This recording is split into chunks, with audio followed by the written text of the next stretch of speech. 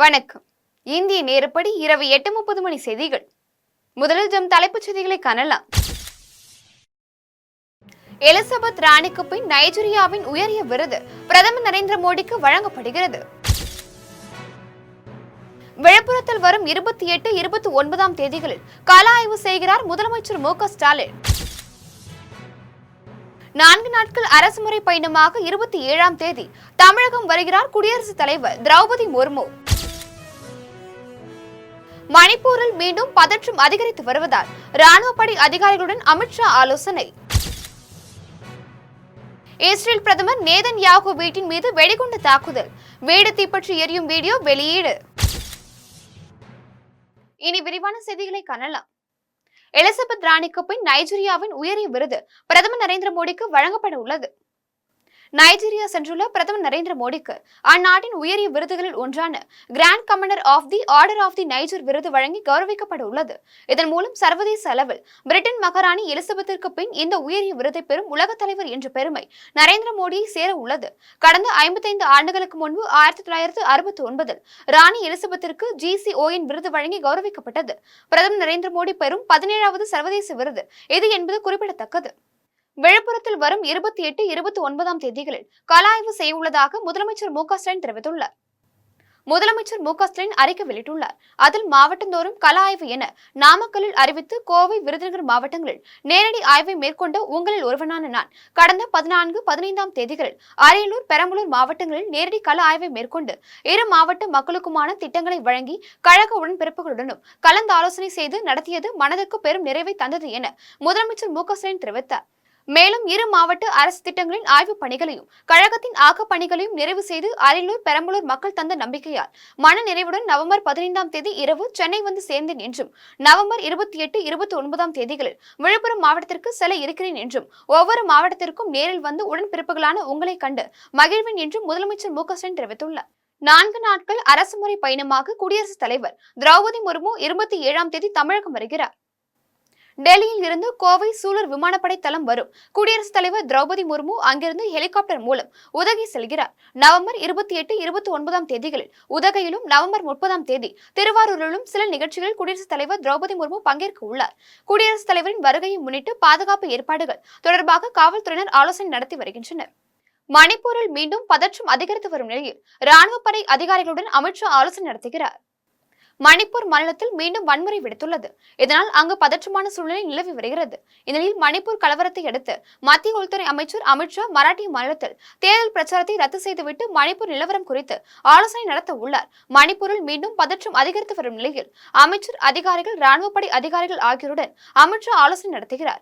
மணிப்பூரில் வன்முறையை கட்டுப்படுத்த உடனே எடுக்க வேண்டிய நடவடிக்கைகள் மற்றும் பிரச்சினைக்கு தீர்வு காண்பதற்கான நீண்டகால திட்டங்கள் குறித்தும் அவர் ஆலோசிக்க உள்ளார்.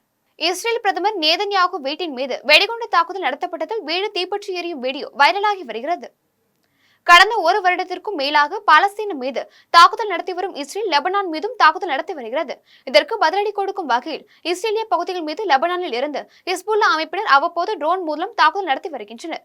அந்த வகையில் கடந்த அக்டோபர் 16 தேதி வடக்கு இஸ்ரேலில் செசாரியா பகுதியில் பிரதமர் பெஞ்சமின் நேதன்யாகுவின் வீட்டை குறிவைத்து ட்ரோன் தாக்குதல் நடத்தப்பட்டது. இதில் சேதம் ஏதும் பதிவாகவில்லை. இந்நிலையில் தற்போது 2வது முறையாக நேதன்யாகு வீட்டை குறிவைத்து வெடிகுண்டு தாக்குதல் நடத்தப்பட்டுள்ளது. நேதன்யாகு வீட்டின் தோட்ட பகுதி திடீரென பற்றி எரியும் வீடியோ இணையத்தில் வைரலாகி வருகிறது.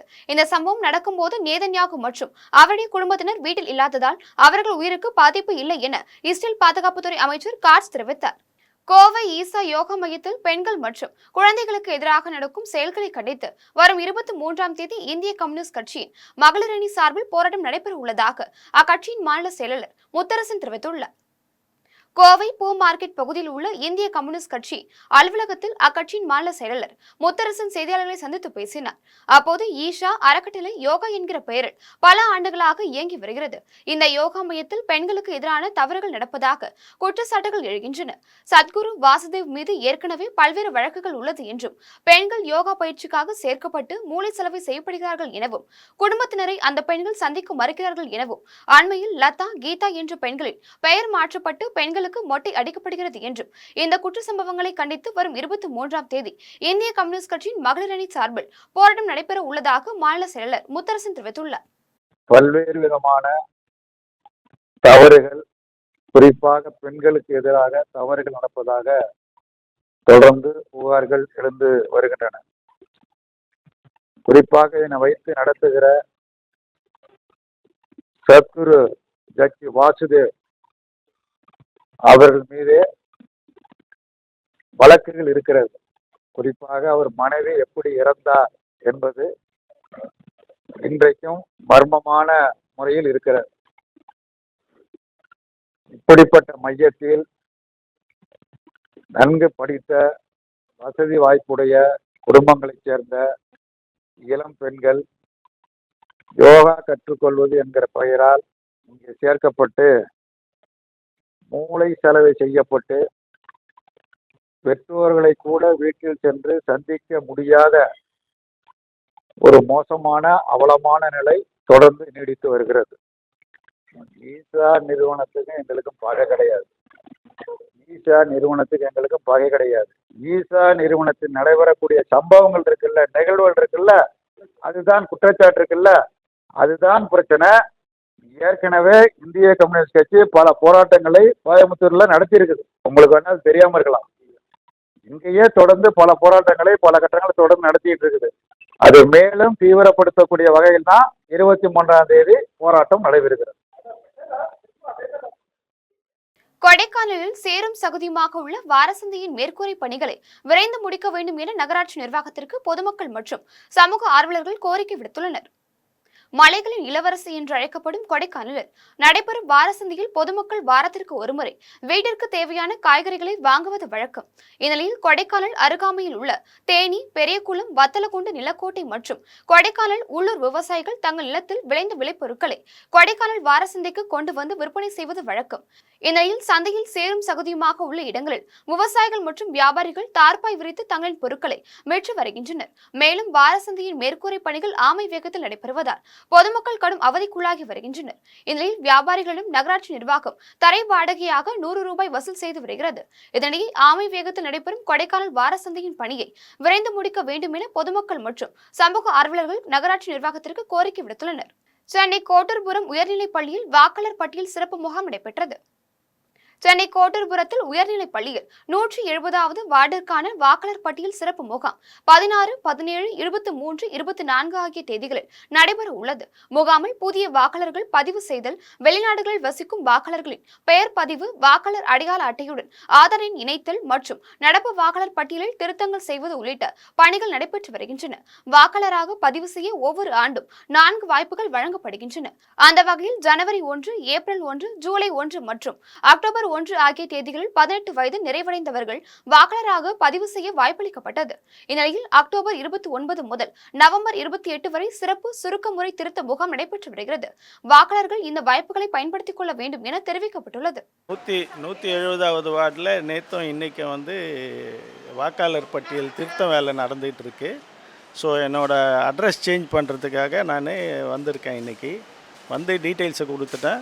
இப்போ ஆட் பண்ணிவிட்டு புது கார்டு வரேன்னு சொல்லியிருக்காங்க. கோட்டூர்புரத்தில் நம்ம கார்ப்பரேஷன் ஸ்கூலில் இது நடக்குது. ஓகேங்களா.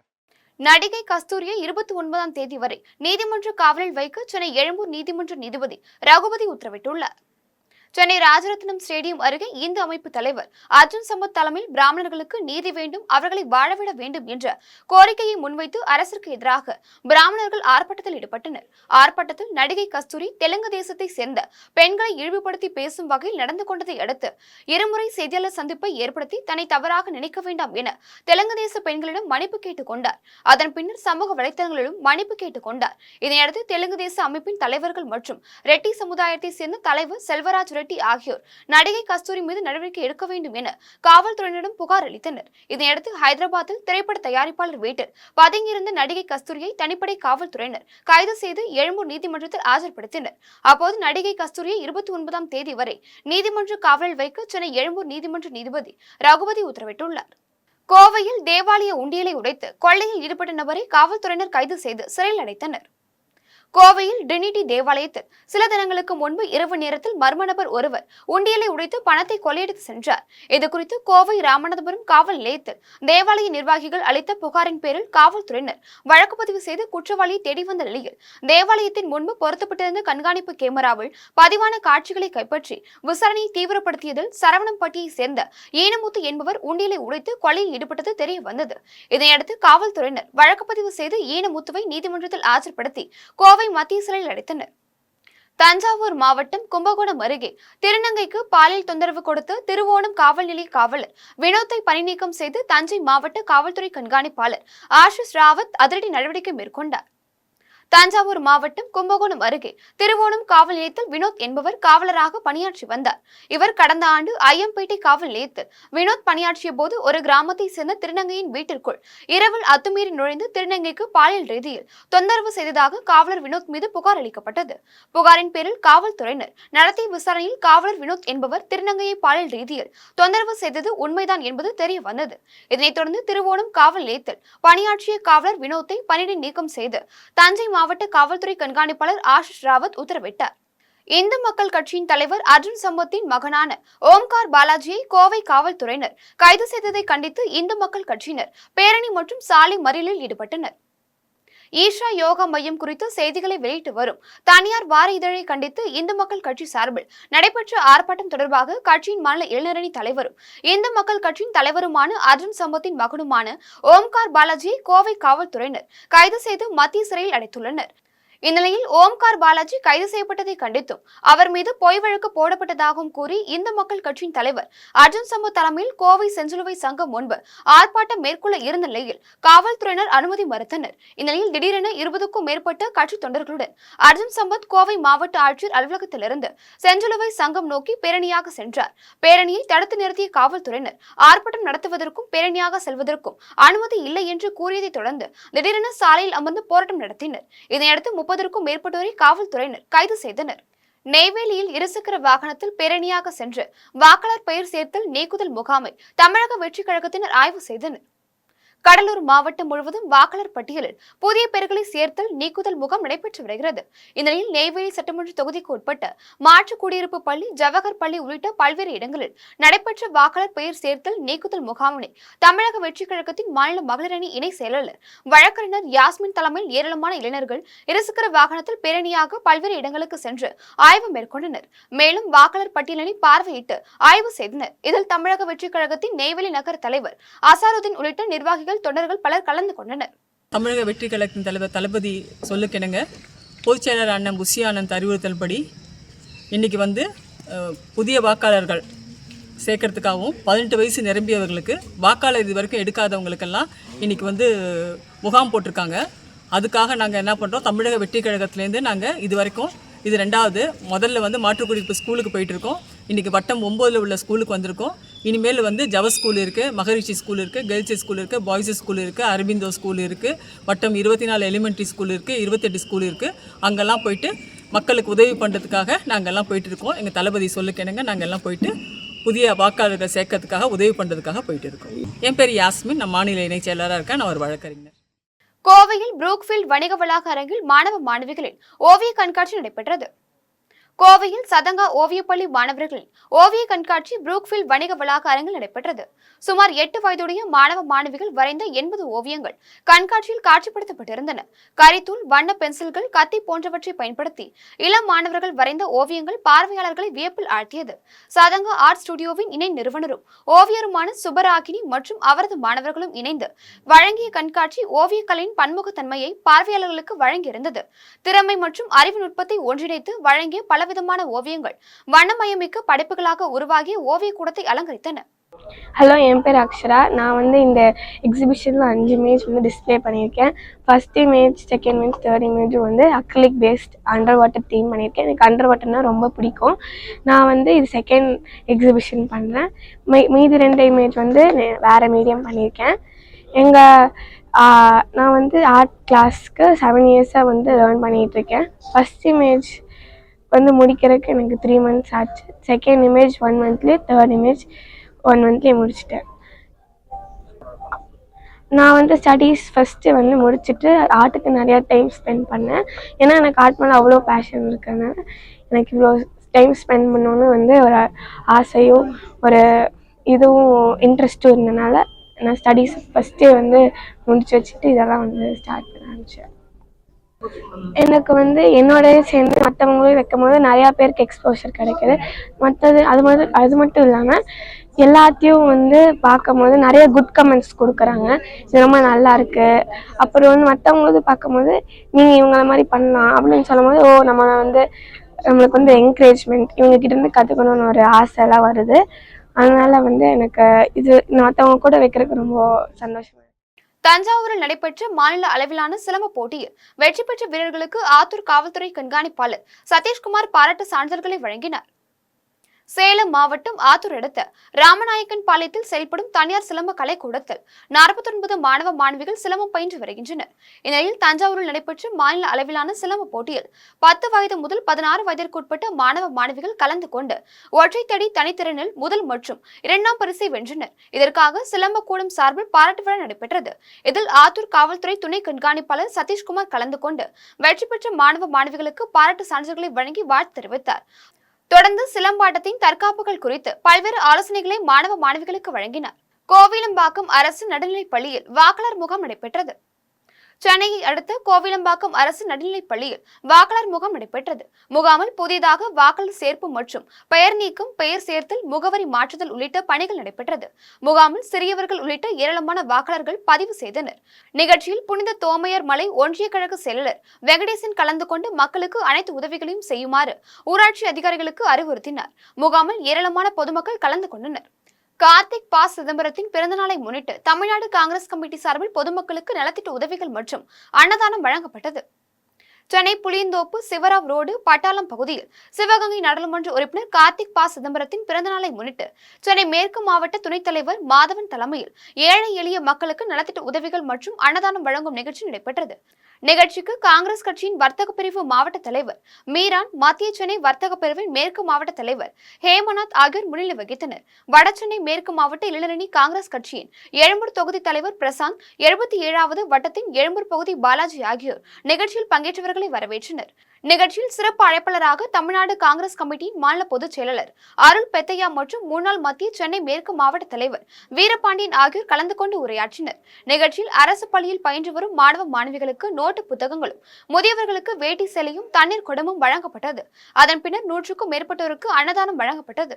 மாத வாடகைக்கு எடுத்து சென்ற லாரியை மீட்டு தர கோரி கொடுத்த புகாரின் மீது நடவடிக்கை எடுக்க கோரி காவல் நிலையம் முன்பு லாரி உரிமையாளர் குடும்பத்துடன் காத்திருப்பு போராட்டத்தில் ஈடுபட்டதால் பரபரப்பு நிலவியது.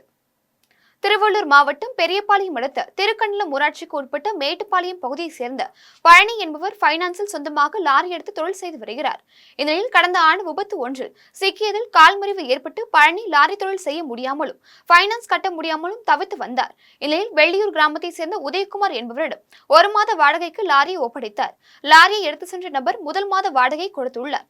அதன் பின்னர் தன்னுடைய லாரியை திருப்பி தன்னிடம் ஒப்படைக்குமாறு பழனி கேட்டதற்கு தனக்கு 2 மாத கால அவகாசம் தரும்படியும் அதற்கு உண்டான தொகையும் தருகிறேன் என கூறிவிட்டு சென்ற உதயகுமார் 5 மாதம் கடந்த பிறகு பேசிய தொகை கொடுத்துள்ளார். இதையடுத்து பழனியிடம் லாரியை ஒப்படைக்காமலும் பேசிய தொகையை கொடுக்காமலும் காலம் தாழ்த்தி வந்துள்ளார். இதனால் சந்தேகமடைந்த பழனி இதுகுறித்து பெரியபாளையம் காவல் நிலையத்தில் புகார் அளித்தார். புகார் பெற்றுக்கொண்ட காவல்துறையினர் இரு தரப்பினரையும் அழைத்து நடத்திய பேச்சுவார்த்தையில் 10 நாட்களுக்குள் பேசிய தொகையும் லாரியையும் திருப்பிக் கொடுத்து விடுவதாக எழுத்துப்பூர்வமாக உதயகுமார் எழுதி கொடுத்தார். அதன்படி உதயகுமார் பேசியபடி தொகையையும் லாரியையும் திருப்பி தராமல் அலைக்கழித்துள்ளார். இந்நிலையில் மாத வாடகைக்கு எடுத்து சென்ற லாரியை மீட்டு தர கோரி அளித்த புகாரின் மீது நடவடிக்கை எடுக்க கோரி காவல் நிலையம் முன்பு லாரி உரிமையாளர் குடும்பத்துடன் காத்திருப்பு போராட்டத்தில் ஈடுபட்டார். இதனால் பரபரப்பு நிலவியது. அதுக்கப்புறம் நான் எஸ்பி ஆஃபீஸில் கம்ப்ளைண்ட் கொடுத்தேன். எஸ்பி ஆஃபீஸில் கம்ப்ளைண்ட் கொடுத்து அவங்க ரெக்கவர் பண்ணி என் வண்டியும் வாடகை பணத்தையும் கொடுக்கணும் அப்படின்ட்டு அவங்க ஸ்டேஷனுக்கு அனுப்பிச்சாங்க. அங்கேருந்து வந்தேன், ஸ்டேஷனில் கேட்டேன். ஸ்டேஷனில் சரியான முறையில் இல்லை. அதுக்கப்புறம் மறுபடியும் நான் எஸ்பி ஆஃபீஸில் கம்ப்ளைண்ட் பண்ணேன்.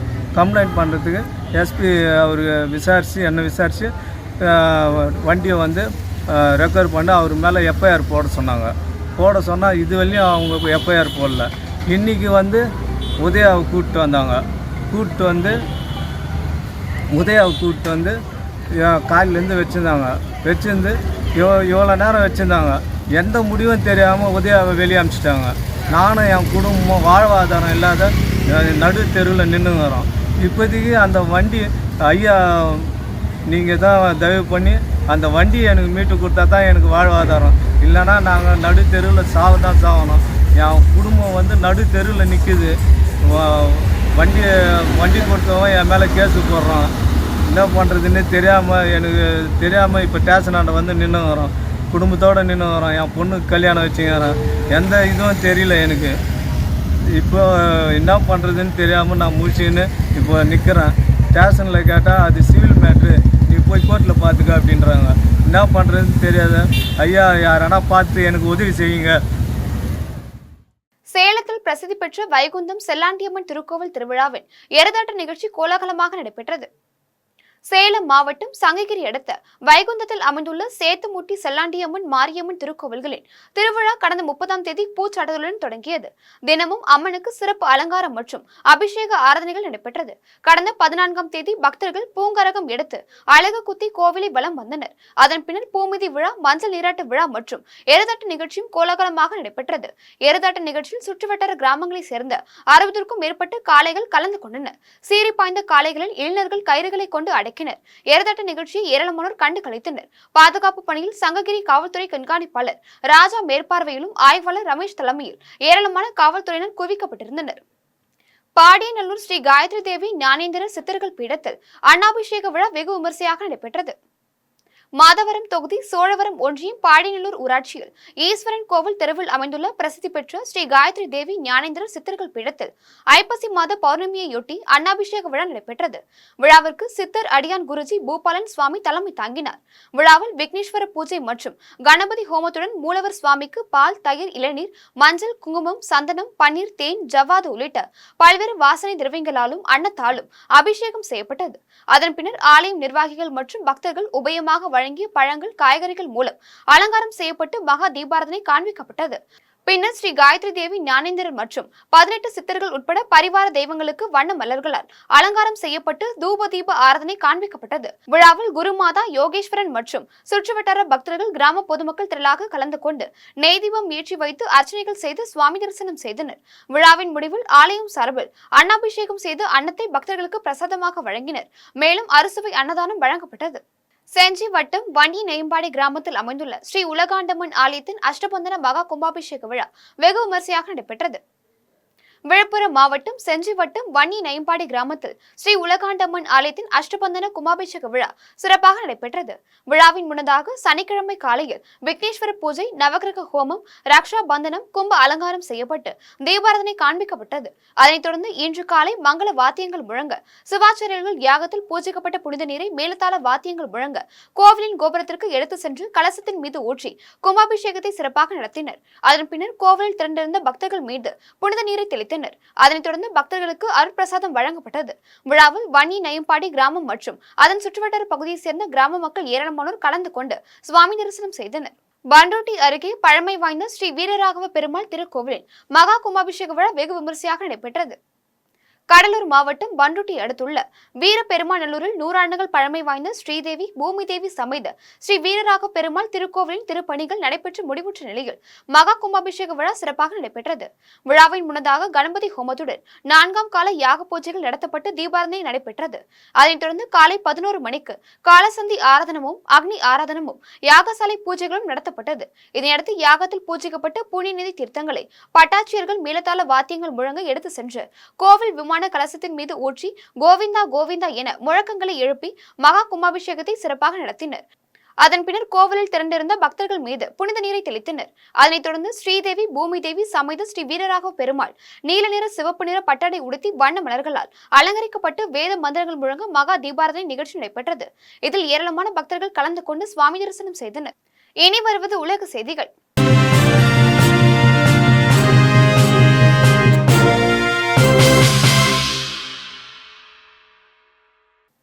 உக்ரைன் மீது 120 ஏவுகணைகள், 90 ட்ரோன்களை ஏவி ரஷ்யா நடத்திய அதிரடி தாக்குதலில் உக்ரைன் பெரும்பாலான மின் உற்பத்தி உள்கட்டமைப்புகள் சேதமடைந்தன.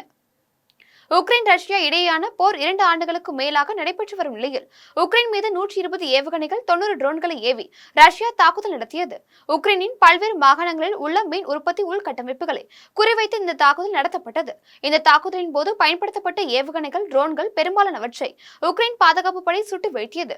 இருப்பினும் சில ஏவுகணைகள் மற்றும் ட்ரோன்கள் சரியாக இலக்குகளை தாக்கியதில் 2 பேர் உயிரிழந்தனர். மேலும் பெரும்பாலான மின் உற்பத்தி உள்கட்டமைப்புகள் சேதமடைந்ததாக உக்ரைன் அதிபர் ஜெலன்ஸ்கி தெரிவித்துள்ளார். மீண்டும் தலைப்புச் செய்திகள். எலிசபெத் ராணிக்கு பின் நைஜீரியாவின் உயரிய விருது பிரதமர் நரேந்திர மோடிக்கு வழங்கப்படுகிறது. விழுப்புரத்தில் வரும் 28, 29ஆம் தேதிகளில் கள ஆய்வு செய்கிறார் முதலமைச்சர் மு.க. ஸ்டாலின். 4 நாட்கள் அரசுமுறை பயணமாக 27ஆம் தேதி தமிழகம் வருகிறார் குடியரசுத் தலைவர் திரௌபதி முர்மு. மணிப்பூரில் மீண்டும் பதற்றம் அதிகரித்து வருவதால் ராணுவ படை அதிகாரிகளுடன் அமித்ஷா ஆலோசனை. இஸ்ரேல் பிரதமர் நேதன்யாகு வீட்டின் மீது வெடிகுண்டு தாக்குதல், வீடு தீப்பற்றி எரியும் வீடியோ வெளியீடு. இத்துடன் ஜெம் செய்திகள் நிறைவடைகின்றன. மீண்டும் ஜெம் செய்திகள் நள்ளிரவு 12 மணிக்கு. உடனுக்குடன் செய்திகளுக்கான ஜெம் லைவ்.tv என்ற இணையதளத்தில் இணைந்திருங்கள். நன்றி, வணக்கம்.